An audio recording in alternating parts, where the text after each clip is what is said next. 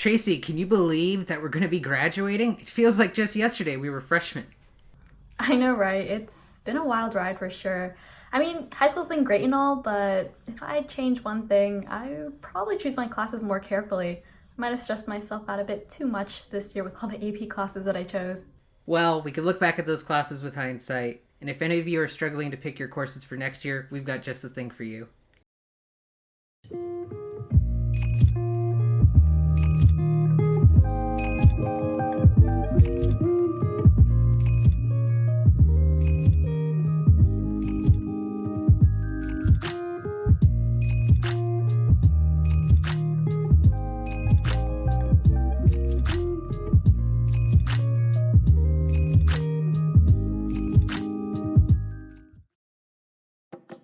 Interested in knowing more about a class before you join? What the homework load is like, or what your new teacher looks like? If you would like to know more about some staff or courses at FEHS, go to FEHS.com, About Us, and under Registration and Enrollment, you'll find FEHS course info videos. With the course enrollment deadline extended to June 1st, here's an opportunity to gain some insight before making any decisions. Browse away. For decades, books have been banned in various parts of the world for numerous reasons. Profanity and sexually explicit content are just a few arguments on why some books considered classics are prohibited in the classroom. At FEHS, some texts assigned in class have a reputation of being controversial and have even been banned at some point in history. What do teachers, who pick and choose what books they read in class, have to say about reading banned classics? I'm Mrs. Hamilton, and I'm an English teacher. We spend a lot of time in our world literature class talking about different perspectives and talking about people's lives who we may not otherwise relate to, we may not have anything in common with them. So to see books that may have some violence, may have language, may have sexual situations, horrible situations happen, I think that it really helps students to connect with their own lives. At the end of the day, everyone in high school is a teenager, and I think sometimes teenagers don't get the credit for all of the things that they have to go through. Sometimes we are a little bit sheltering when it comes to the types of experiences that we want you to know about. And if high school is supposed to prepare you for the world, I think it's important to address some issues like war and horror and violence, because these things are unfortunately a part of our life and a part of the lives of the authors who wrote these books. I don't think we necessarily read books because they are banned, but I think that a lot of the books that we read all have in common the fact that there is a very human element. And in English, in the humanities, our goal as a teacher is to teach students how to interact with the world. And part of that is learning about the very different situations that different people all over the world go through. I don't think there are any disadvantages to reading a banned book, but I also think that to read a book just because it's banned would be a really shallow pursuit of literature. I think we happen to read a lot of books that have been banned because they are highly engaging. They teach a lot about the world. And if you're a writer and nobody disagrees with anything that you say, I think that's a sign that maybe you're not writing about relevant material. Hey Tracy, I was looking back at some of the classes I took, like world history, and it got me thinking, do you think that people in the future will look at our textbooks and learn about the pandemic we're going through right now? I mean, these are definitely some crazy times.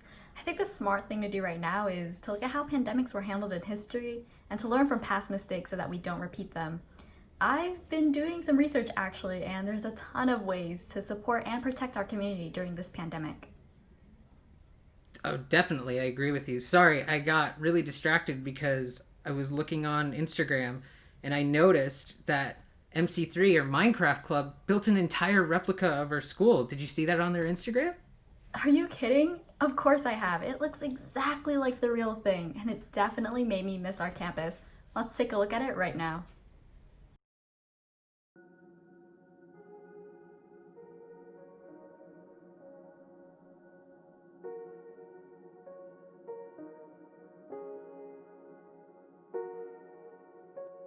Hi, my name is Ben Nguyen, and I'm president of the Minecraft Club at Fountain Valley High School. Hi, my name is Wesley, and I'm a project manager for MC3.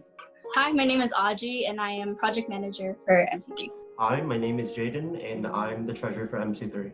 MC3 stands for Minecraft Creative Crafting Community. What inspired us to recreate Fountain Valley Minecraft was one of our members started scrolling through Instagram, and we saw that Marina High School started posting their own version of school in Minecraft. And we were like, okay, that's a pretty cool idea, and we started to create our own version of Fountain Valley. For this project, Audrey and I took the positions as project managers, and we oversaw the general building of the campus and contributed towards the main portion of the work.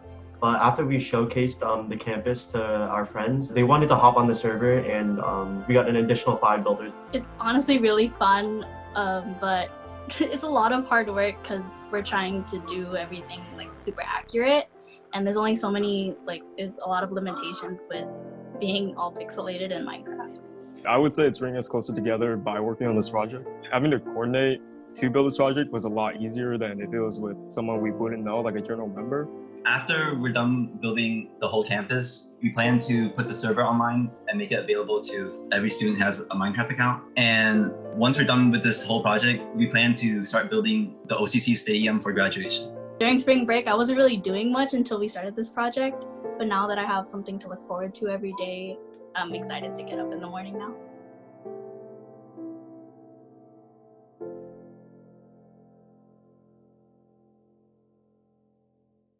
Put your hands together for Pandemic Puppet History! Hey Barons, we know that you might be feeling a little lonely right now and be thinking, wow, I really want to watch a history video right now. Great news! I have the video just for you. Here is the history of pandemics, told by yours truly.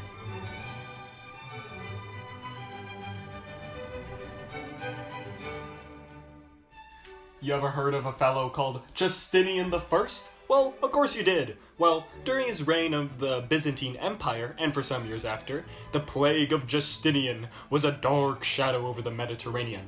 It was called the Plague of Justinian because some people believed that this was God punishing Justinian for his sins. Crazy. So these rats arrive and a bunch of people get sick, and some citizens couldn't get a doctor, so they went to the next best thing. Bam! It's time for some trivia. What did these people use? A. Magic amulets. B. Charcoal. Or C. Eel mucus. Vote! Hurry! Do it! And the answer is magic amulets! The rats came back with a vengeance in 1347 in European docks, where the Black Death spread quickly after ships would land for trading. Doctors took a little step up from magical amulets as a cure to bloodletting, in which they would drain the patient of the infected blood in hopes that it would alleviate the sickness. Spoiler alert! It did not. It wasn't just people getting sick either. Animals could get the Black Death as well. New question! What animal got sick with the Black Death? A. Fish. B. Cats. Or C. Sheep. The correct answer is sheep. The Black Death hasn't really gone away either.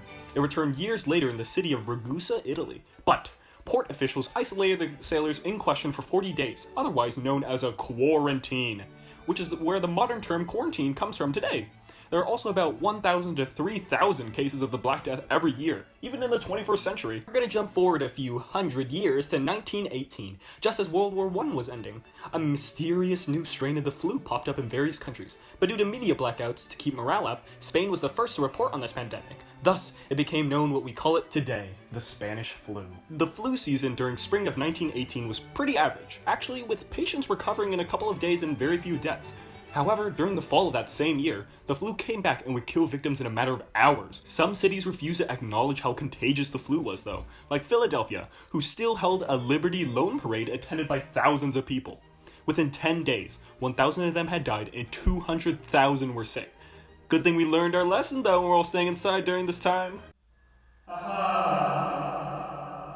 While this video is meant to be informative, I also want those not social distancing and still going outside regularly to see how dangerous it is. People during the 1918 crisis didn't follow quarantine protocols, and thousands of people died as a result of their negligence. I hope that this time around we do learn from our mistakes. That's all, Barons. Stay safe, wash those hands, and most importantly, love yourselves. Stay safe, everybody. Bye! Over the past few months, COVID-19 has come to overwhelm all aspects of life. It is our responsibility to stay informed while also adhering to any shelter-in-place directives and practicing the social distancing measures. But aside from ensuring your own safety, there are actions you can take to help those who are most vulnerable right now. Here are some options for safe ways you can support your community, some that don't even require you to leave your house. Donating blood. Blood donation is essential amid the COVID-19 outbreak. While the American Red Cross, along with other blood collection sites, have been able to meet immediate needs, these organizations are still encouraging people to keep donating in order to ensure a consistent supply throughout the pandemic. You can find out if you're eligible to give and how to do so by heading to American Red Cross's main website under COVID-19 and blood donation. You can also use AABB's Blood and Convalescent Plasma Donation Site Locator to find a donation site near you by heading to their website at aabb.org, giving to food banks, delivery services, and relief funds. These organizations are the front lines that guarantee vulnerable people's access to basic needs during this difficult time. No Kid Hungry, Feeding America, and Meals on Wheels are just some organizations that are accepting donations in order to help give food to those who need it most. You can donate on their websites or use this directory to look for local food banks and soup kitchens in your area.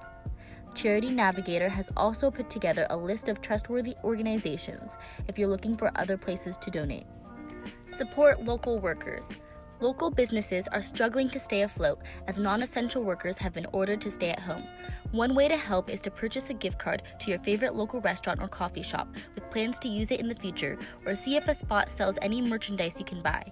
Many local businesses have also set up funds for their employees if you'd like to donate more directly. The Restaurants Workers Community Foundation has created a fund with a clear breakdown of how that money is being allocated. Be kind to your community. As this virus continues to unfold, reach out to anyone in your life who might be at high risk to see if you can safely pick up food or medicine for them or help them schedule a delivery online. Also, be sure not to hoard supplies so that those who are sick or who cannot afford to purchase anything extra can still get what they need. Staying safe and healthy is a community effort, and as a responsible member of society, you can practice being considerate in a Baron for life. Stay considerate, Barons! BBN applications are extended indefinitely. We want to hear from you, especially with what's going on in the world right now. We want to make sure you have the time to put together an application. So please go to bit.ly/BBNapp2020 for more information. Don't forget, Barons, today, June 1st, is the last day for course requests. Make sure to email your guidance counselors if you have any questions. Good luck on finals, everybody. If you still need a copy of the schedule, make sure you go to your email to check the morning announcements to get your copy. If you are a current high school junior or senior with no previous SAT score and were registered for the June SAT test date, you can now register for fall SAT administrations. Make sure to visit the College Board website for more testing dates and information. Thank you all for making this a great season. This isn't how we envisioned it ending, but I'm just really glad that I got to end it with my friends. Seriously, even though it's been such a crazy year, it's also been a really amazing one. Thank you so much, guys. Let's finish this year strong, Barons. All right, high five. Wait, is this the right Is that yes? Oh, no, the other way. Oh. Yeah.